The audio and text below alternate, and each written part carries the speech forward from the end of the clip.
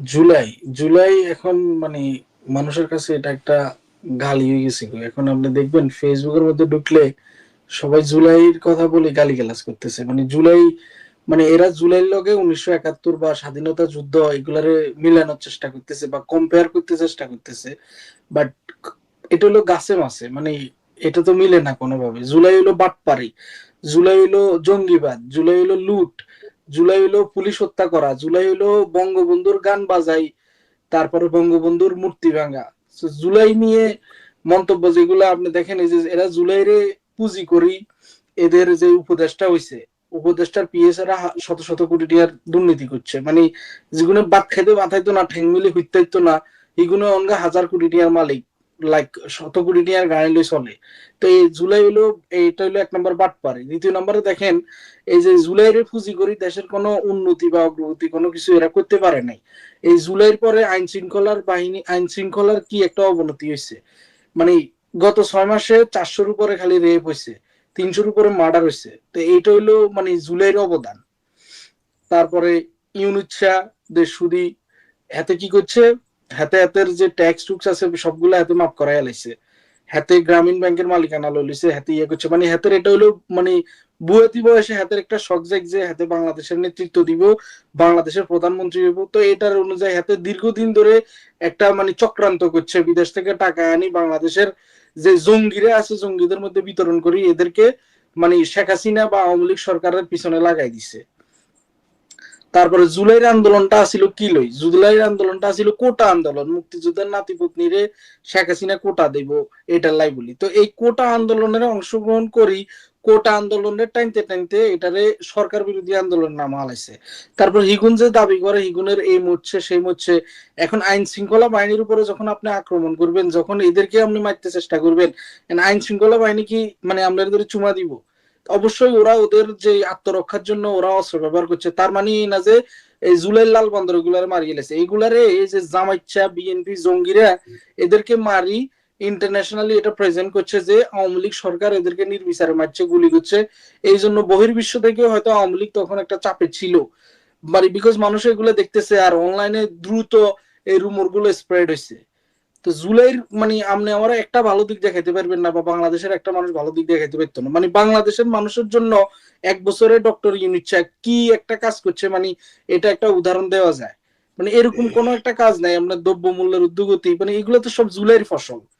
তারপরে আপনি দেখেন এই যে জুলাইতে যে পরিবারগুলা মানে বলতেছে যে তারা যোদ্ধা গো, মা বাবা এরা হইলো সবগুলো টাকার লোভী। এই যে আবু সাইদটা মরে গেছে, যে হাতের মা গতকালকে এক নিউজে বলতেছে কি সে ঠিক মতো টাকা পাইতেছে না, তারা টাকা দিতে, অথচ এদের ফ্যামিলিরে কোটা লোটা ব্যাগগুলা দি, ফ্যামিলির এস্টাবলিশ করি, চাকরি দি, 30 লক্ষ টাকা এককালীন দি।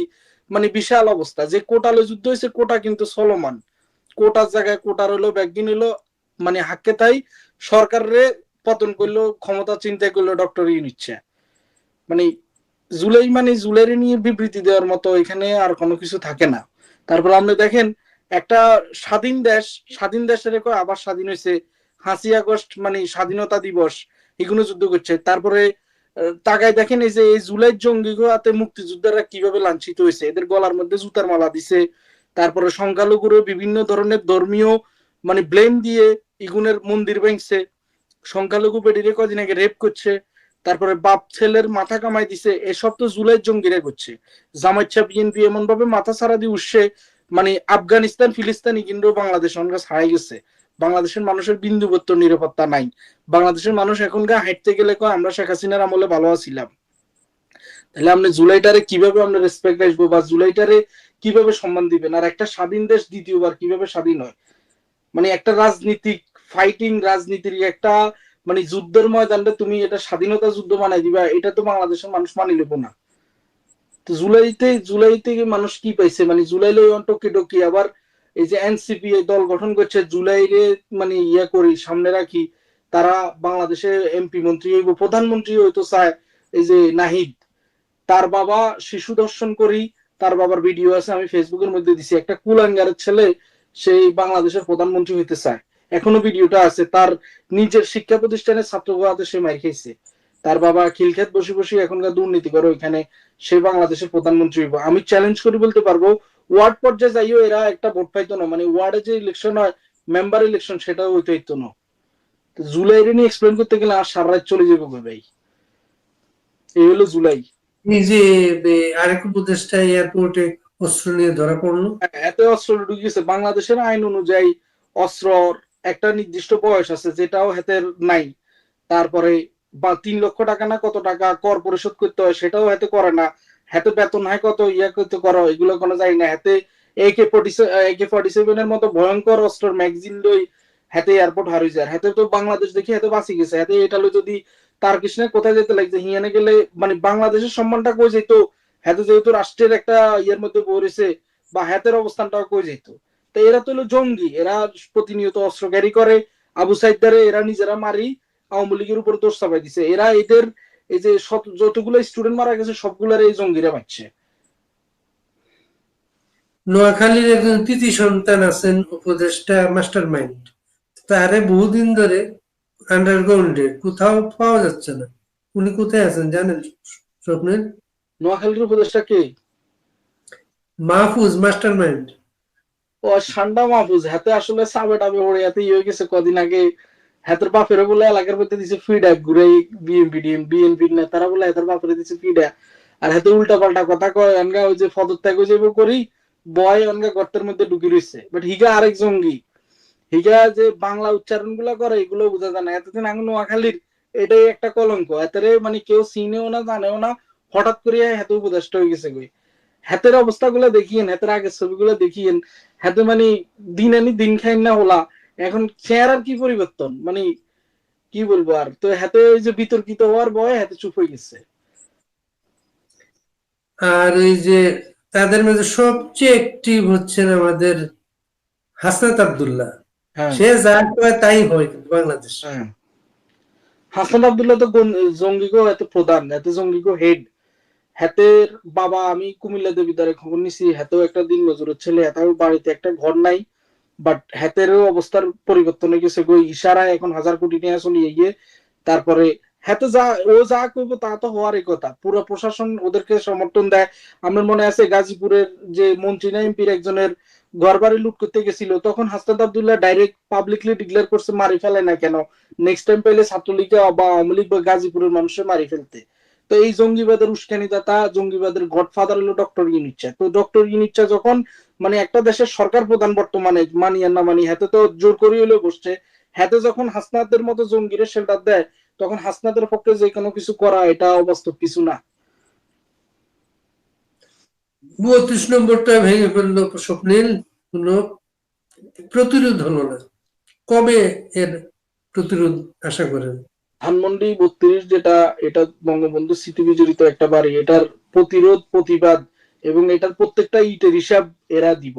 বাংলাদেশ আওয়ামী লীগ এটা ফিরবো, বাংলাদেশ আওয়ামী লীগ এদের বিচার করবেই। এরা এই যে যারা যারা ভিডিও করে উল্লাস করে গেছে, এদেরকে একটা একটা ধরে ধরে এদেরকে যে ইট একটা একটা ভাঙছে, এটার জবাব ইটের বদলা এদেরকে পাটকেলে এরা দিতে হইব। এবং খুব শীঘ্রই বাংলাদেশের ঋতুর মতো ক্ষমতা পরিবর্তন হয়। এককালীন ক্ষমতায় কোনো সরকারে আসিল না, আর আওয়ামী লীগ এগুলা অনেক আগ ধরে ফেস করে গেছে। সো এগুলো নিয়ে এটার কোনো চিন্তা করার মানে হয় নাই, অপশন নাই যে আওয়ামী লীগের আসতো না বা এগুলোর বিচারিত না। এবং ওদের মনের মধ্যে ভয় ঢুকে গেছে বই। এই জন্য এরা আরো উঠি পড়ি লাগছে যাতে আওয়ামী লীগের আরো বিনাশ হয় বা আওয়ামী লীগ আর ফিরতে না পারে। বাট আওয়ামী লীগ আসবো, ধানমন্ডির প্রত্যেকটা ইটের জবাব নেওয়া হইব এবং শীঘ্রই এটা হইব। শেখ হাসিনার বিরুদ্ধে একটা রায় হয়েছে গতকালকে, 6 মাসের জেল হয়েছে, কিভাবে দেখেন স্বপ্নের? শেখ হাসিনা নাই, শেখ হাসিনার কোনো উকিল নাই, জামাইটা উকিলে গেড়ে বানাই দিছে শেখ হাসিনার উকিল। যাতে মানে 5ই আগস্ট পর্যন্ত শেখ হাসিনার বিরুদ্ধে লেখালেখি করে গেছে, এখনো শেখ হাসিনার বিরুদ্ধে লেখালেখি করে। হাতে জামাতের প্রোডাক্ট জঙ্গিবাদ, হাতেরে বানাইছে শেখ হাসিনার পক্ষের উকিল। এখন যেখানে শেখ হাসিনা উপস্থিত নাই, যেখানে শেখ হাসিনার কথা বলার সুযোগ নেই, যেখানে আওয়ামী লীগ আজকে কোণঠাসা, যেখানে আওয়ামী লীগের নেতা কর্মীরা মিথ্যা মামলায় জেলে চলে যেতেছে, মারি ফেলতেছে, ইয়ে ধরে ফেলতেছে, শেখ হাসিনার ওরা যদি ফাঁসির রায় দিয়ে দেয়, এটা নিয়ে কথা বলা মানে পুরাই অযৌক্তিক, সময় নষ্ট করা। এরা এখন যেমন খুশি তেমন সাজা ভাবে দেশ চালাইতেছে। সো আমরা এগুলা কেয়ারও করি না, কারে সাজা দিল ইয়ে করলো এগুলাতে কোনো কিছু যায় আসে না। সাজা দেওয়ার মতো ইউনিটটা কি মানে জনগণের ভোটে হয়েছে, 18 কোটি মানুষের সমর্থন আছে, গুটি কয়েকটা মানুষ ঢাকায় থাকে, জামাইচ্ছা জঙ্গি বিএনপির সমর্থনে এখনো ক্ষমতায় বয়ে রয়েছে, হাতে আদালত বানাইতেছে, হাতে রায় দিতেছে, হাতে সাজা শুনাইতেছে। এগুলো হলো একটা হাস্যকর ব্যাপার। অনলাইনে কথা বলার কারণে একটা সাব্বির জেলে অনেকদিন, তার খোঁজ পাওয়া যাচ্ছিল না। আপনি তার দেখেন সর্বশেষ বাক স্বাধীনতাটা কোথায় যে দাঁড়াইছে। কিছুদিন আগে এই সাব্বিরের কথাটা আমি শুনছি, ছেলেটা মানে পুরো গায়েব করে ফেলছে। এই অনলাইনের মধ্যে আওয়ামী লীগের পক্ষে বা মুক্তিযুদ্ধের পক্ষে কথা বলতো, ইউটিউবে ছোট্ট একটা চ্যানেল ছিল।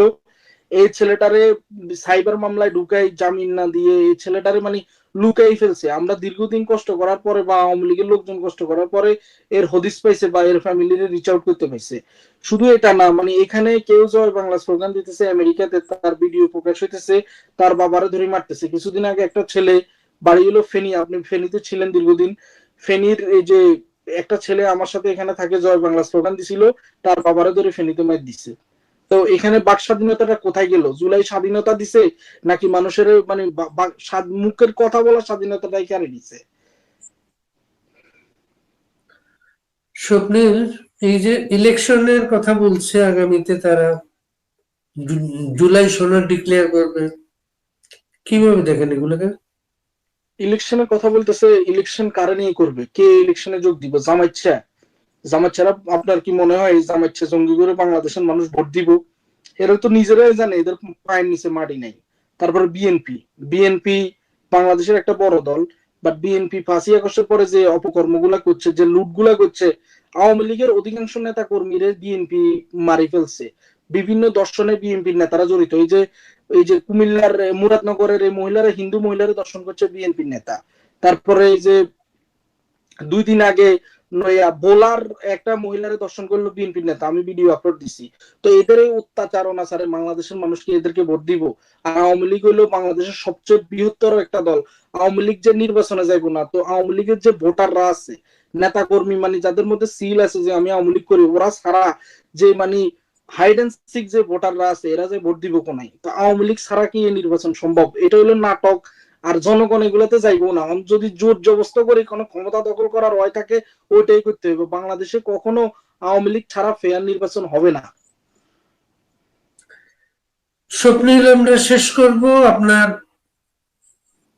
অনুসারী নতুন প্রজন্মের ছেলে মেয়ের উদ্দেশ্যে যদি কোনো আহ্বান থাকে, সেটা বলতে পারেন। নতুন প্রজন্ম বলতে আমি আমার ছাত্রলীগের ভাই বোন যারা আছে তাদের প্রতি আমার আহ্বান, আপনারা ধৈর্য ধরেন, নিরাপদে থাকেন। আমাদের দিন ঘুরবো, আমাদের সময় ঘুরবো, আমরা এগুলার মানে এক এক করে এগুলার হিসাব লমু।